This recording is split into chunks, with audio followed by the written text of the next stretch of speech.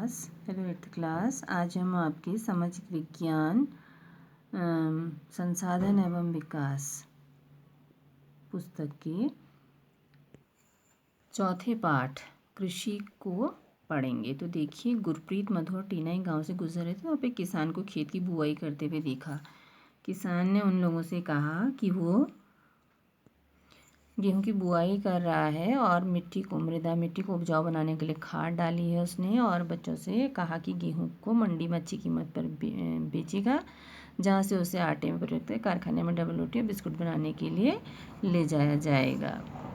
तो पौधे से परिष्कृत उत्पाद तक, यानी कि पौधे से किसी उत्पाद को सुधारने तक उसको परिष्कृत किया जाता है, उसको अच्छा बनाया जाता है, तो रूपांतरण होता है। उसमें 3 प्रकार की आर्थिक क्रियाएं होती हैं, और ये हैं प्राथमिक, द्वितीयक और तृतीयक क्रियाएं।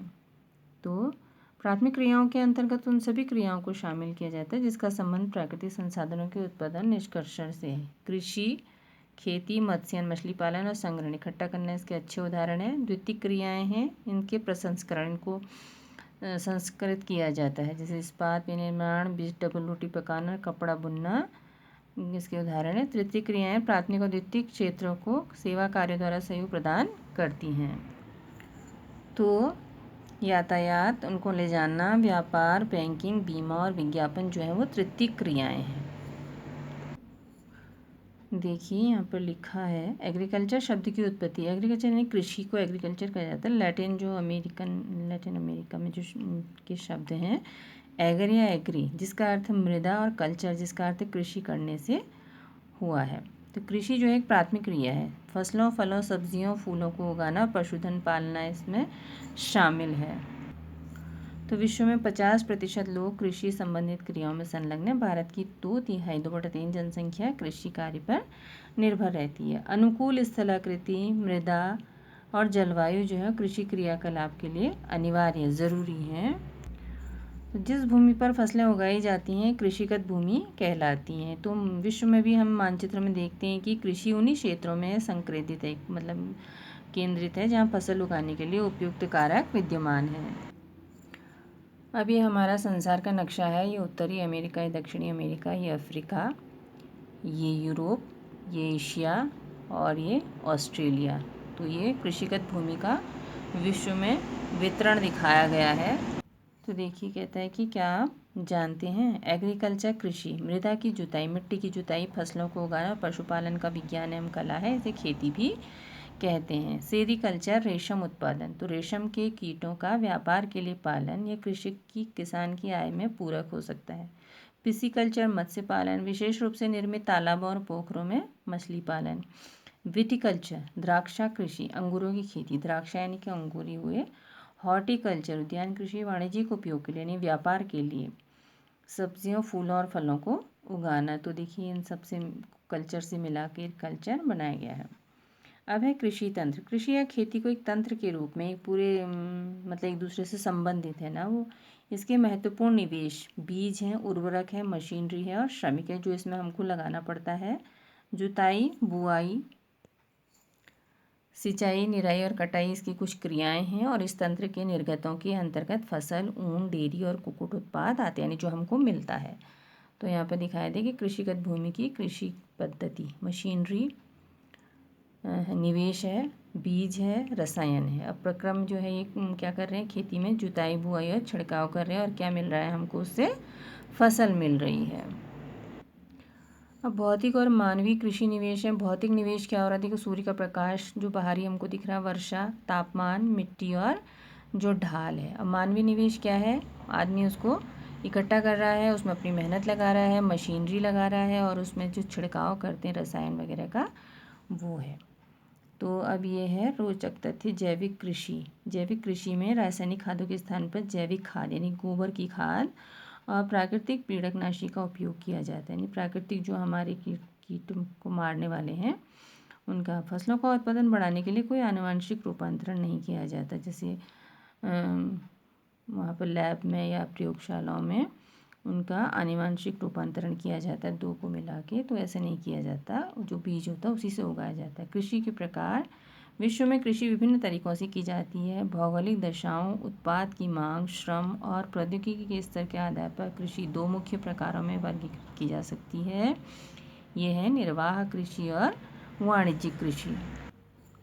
अब ये देखिए, निर्वाह कृषि इस प्रकार की कृषि कृषक परिवार की आवश्यकताओं को पूरा करने के लिए की जाती है। पारंपरिक रूप से, यानी जो चला आ रहा है, उससे कम उपज प्राप्त करने के लिए निम्न स्तरीय प्रौद्योगिकी और पारिवारिक श्रम का उपयोग किया जाता है।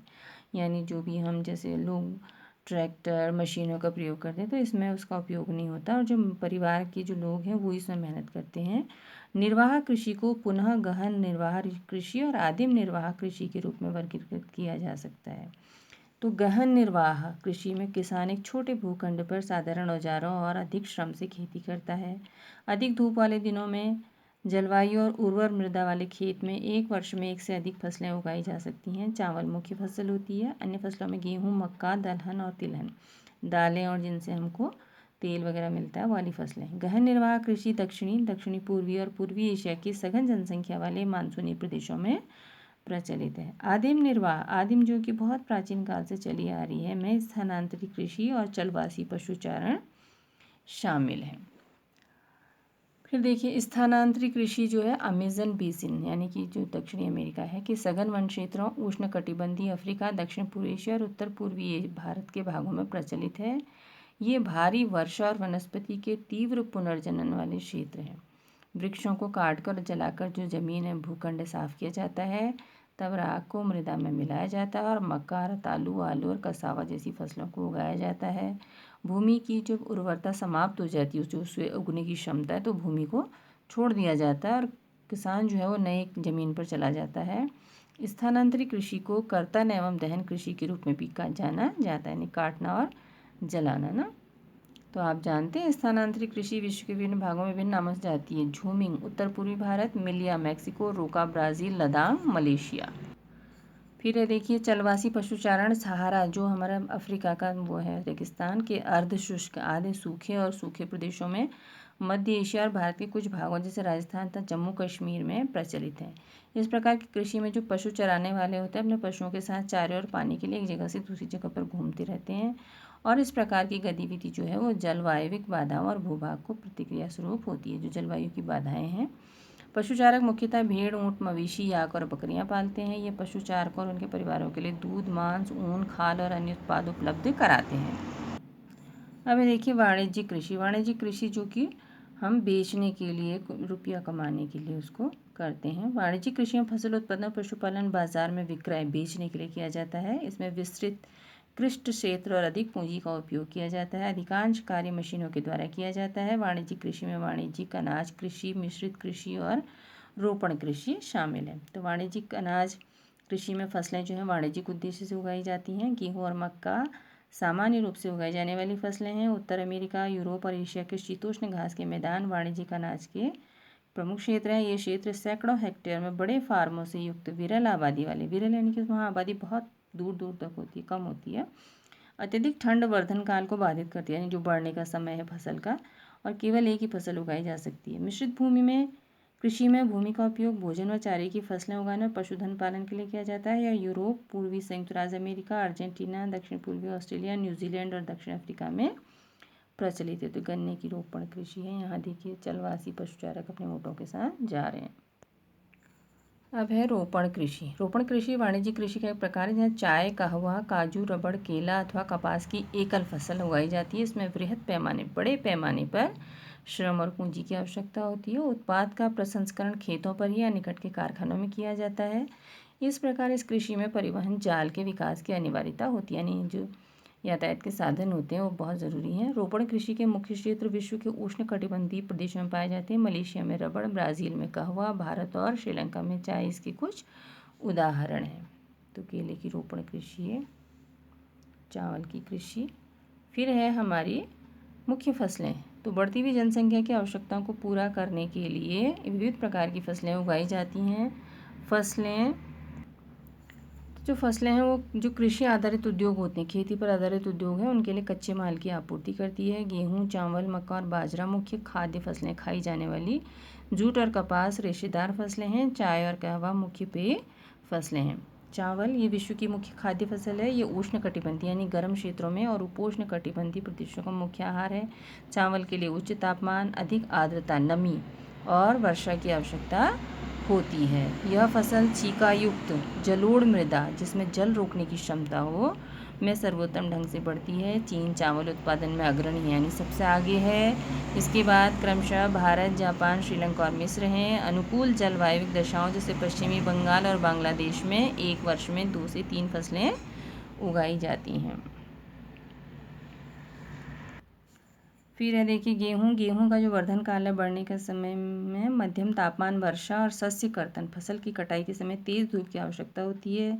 इसका विकास सुअपवाहित दोमट जो मृदा मिट्टी होती है उसमें सर्वोत्तम ढंग से होता है। गेहूं संयुक्त राज्य अमेरिका, कनाडा, अर्जेंटीना, रूस, यूक्रेन, ऑस्ट्रेलिया और भारत में विस्तृत रूप से उगाया जाता है। भारत में शीत ऋतु में उगाया जाता है। फिर है मिलेट, ये मोटे अनाज के रूप में भी जानी जाती है और कम उपजाऊ और बलुई मृदा में उगाई जा सकती है। ऐसी फसल है जिसमें कम वर्षा ऋतु से मध्य तापमान तथा पर्याप्त सूर्य प्रकाश की आवश्यकता होती है। ज्वार, बाजरा, रागी जो है उगाए जाते हैं। नाइजीरिया, चीन और नाइजर इसके अन्य उत्पादक देश हैं। तो आज हम इतना ही पढ़ेंगे, कल अगले वीडियो में हम इससे आगे पढ़ेंगे।